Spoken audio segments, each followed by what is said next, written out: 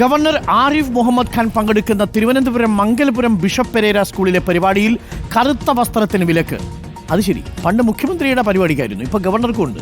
Governor പങ്കെടുക്കുന്നതിന് മുന്നോടിയായി കറുത്ത വസ്ത്രത്തിന് വിലക്കേർപ്പെടുത്തി സ്കൂൾ അധികൃതർ സർക്കുലർ പുറത്തിറക്കിയിരുന്നു. രക്ഷിതാക്കൾ കറുത്ത വസ്ത്രം ധരിക്കരുതെന്നാണ് സർക്കുലർ. ഇന്ന് നടക്കുന്ന സ്കൂൾ വാർഷികാഘോഷ പരിപാടിക്കാണ് ഗവർണർ എത്തുന്നത്. സ്കൂൾ പുറത്തിറക്കിയ സർക്കുലർ നേരത്തെ തന്നെ വിവാദമായിരുന്നു.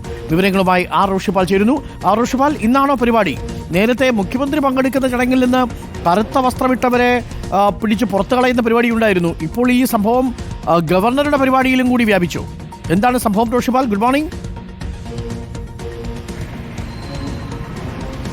Good morning doctor Arunkumar. Governor Arif Muhammad ഖാനെതിരെ കടുത്ത പ്രതിഷേധം കഴിഞ്ഞ ദിവസങ്ങളിലൊക്കെ നമ്മൾ കണ്ടതാണ്. SFIയുടെ നേതൃത്വത്തിൽ പ്രതിഷേധം ഉണ്ട്.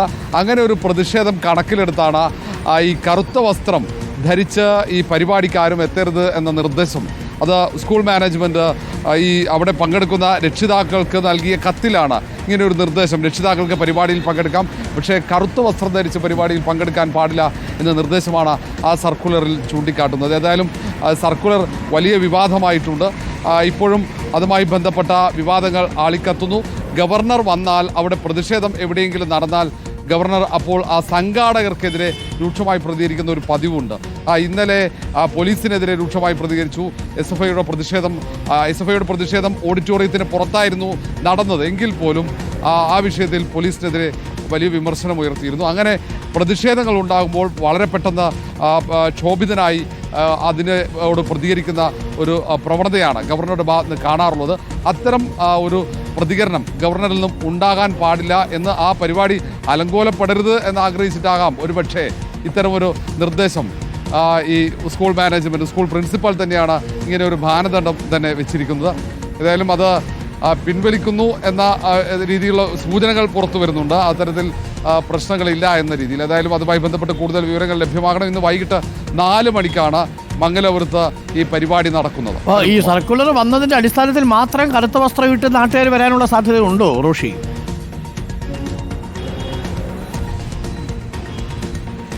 കാരണം ഒന്ന്, ഗവർണർക്കെതിരെയുള്ള പ്രതിഷേധം നിലനിൽക്കുന്നുണ്ട്. ഇന്നലെയൊക്കെ ഗവർണർ വരുമ്പോൾ വലിയ സുരക്ഷയുണ്ട്. പതിവിൽ നിന്ന് വ്യത്യസ്തമായി കേരള സർവകലാശാല സ്ഥാനത്തെത്തുമ്പോൾ അവിടെ പ്രതിഷേധം കണക്കിലെടുത്ത് സുരക്ഷയുണ്ട്.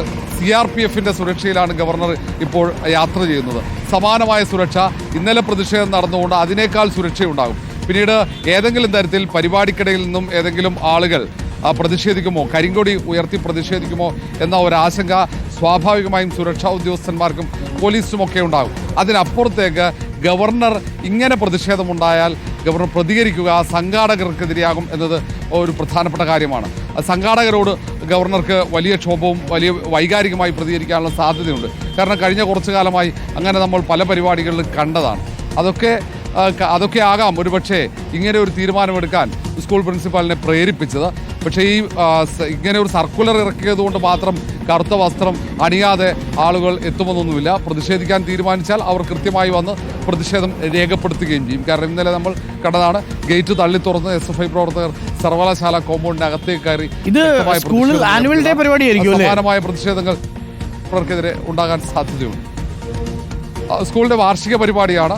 സ്വാഭാവികം അവിടെ പ്രതിഷേധത്തിനുള്ള സാധ്യത വളരെ കുറവാണ്. എന്നാലും ഇന്നലെ സാഹചര്യം കണക്കിലെടുത്ത്